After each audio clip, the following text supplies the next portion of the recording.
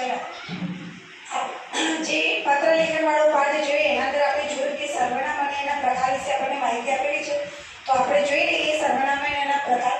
બરાબર. સર્વનામ કોને કહીશું? તો નામને બદલે વપરાતો શબ્દ. બરાબર. સર્વનામના પ્રકાર છે પુરુષવાચક સર્વનામ, પ્રશ્નવાચક, દર્શકવાચક, નિશ્ચિતવાચક, અનિશ્ચિતવાચક, સાપેક્ષવાચક, સ્વવાચક અને અન્યવાચક. બરાબર. તો પહેલું આપણે જોઈએ પુરુષવાચક એટલે શું? પુરુષવાચક એટલે અહીંયા પ્રથમ આપણે કહીએ ને કે શું, અરે હું, તમે, તેઓ, અમે. બરાબર. આપણે એમ કહીએ કે તે ફરવા ગયો.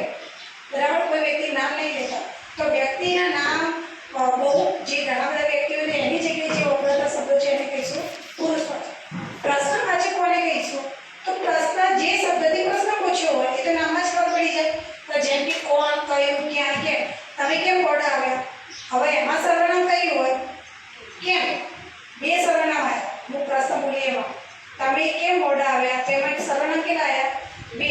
એક તો તમે. તમે શેમાં હશે? પુરુષવાચકમાં. કેમ? તો એ શબ્દ શેમાં હશે? પ્રશ્નવાચક શબ્દ.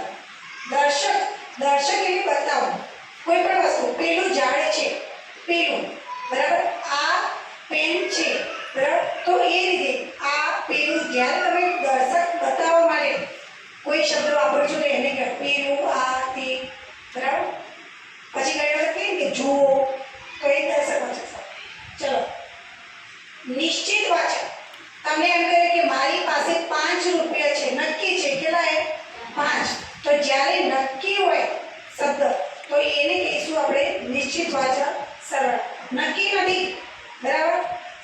તારી આપણે એમ કહીએ કે મારી પાસે કેટલાક પૈસા છે. કેટલાક. નક્કી નથી. તો 5 કે 10. તો એવા જે શબ્દો હોય કોઈ, અમુક, કેટલાક, થોડું, ક્યાંક, મને થોડું પાણી આપો, ચાલો આપણે ક્યાંક ફરવા જઈએ. તો આવા વાક્યો હોય એના અંદર જે આવા શબ્દો હોય એને કહેવાય અનિશ્ચિત. નિશ્ચિત એટલે નક્કી હોય તેવું, અનિશ્ચિત એટલે નક્કી ન હોય તેવું. સાપેક્ષવાચક. સાપેક્ષ આપણે વાક્ય જોઈએ ને જ્યાં ત્યાં, જેવો તેવો, જે તે. તો એ જે શબ્દો છે એને સાપેક્ષવાચક સર્વનામ છે. સ્વવાચક. જ્યારે આપણે પોતાની વાત કરતા હોય. બરાબર.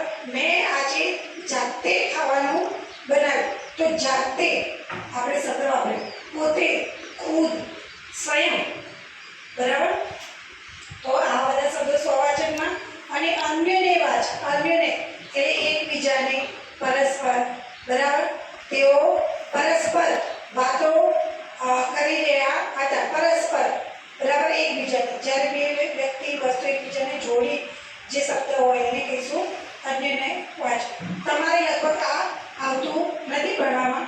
બરાબર. પણ પુરુષવાચક, પ્રશ્નવાચક, દર્શકવાચક, નિશ્ચિત એટલે નક્કી, અનિશ્ચિત એટલે નક્કી ન હોય તેવું, સાપેક્ષવાચક એટલે આપણે જોયું ને પૂછાય છે આ, જ્યાં ત્યાં, જે તે, અને સ્વવાચક સ્વયં પોતે.